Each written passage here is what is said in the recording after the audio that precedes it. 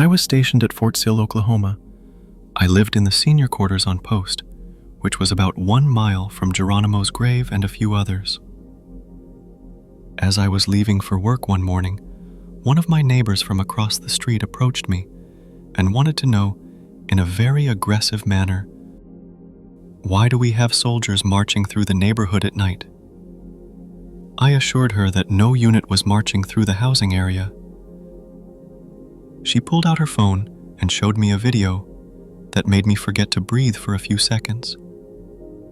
She had a recording of soldiers in 2 columns marching towards the road that led to the cemetery. I realized that the uniforms were unlike anything I had ever seen outside of a museum. I requested that she send me the video, but her husband deleted it and told her to never speak of the incident. He later came to my residence and requested that I forget about the whole thing because he was a first lieutenant trying to get a position on command staff and didn't want the extra attention.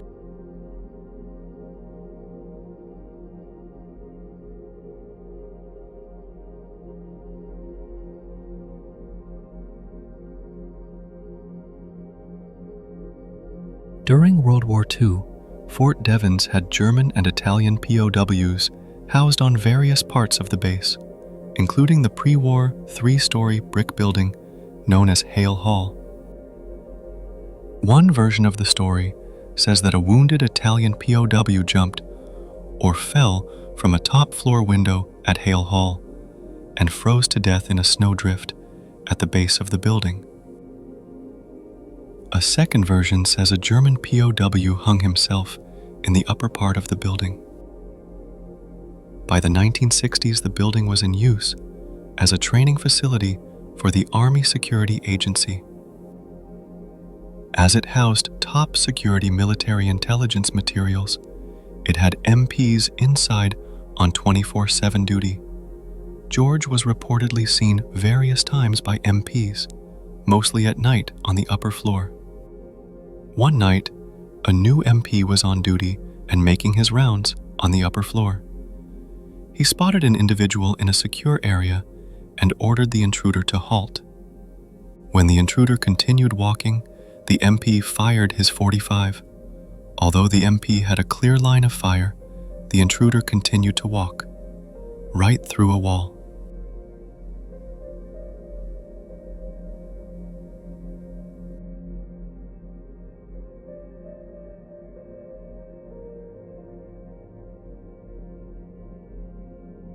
When I worked on C-141s at Altus Air Force Base in Oklahoma, we had a plane that was rumored to be haunted by an airman who was crushed to death in the T-tail. I pulled in front of that plane at 2 a.m. one morning, and it was completely dark.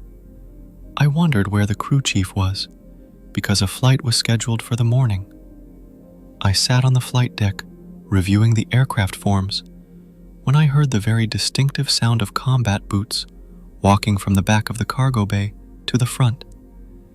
Thinking I had caught the crew chief sleeping, I switched off my flashlight and stood at the top of the flight deck stairs, listening to every step, waiting for him to get to the front of the plane. When I thought he was a few feet away, I turned on my flashlight and jumped into the car bay, ready to say, "Gotcha."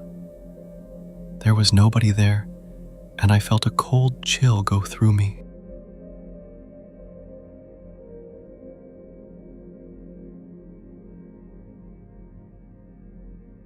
I was stationed at United States Coastal Guard Station in Ocracoke, North Carolina. A year or so after being transferred, I went back for some duck hunting and stayed with a friend.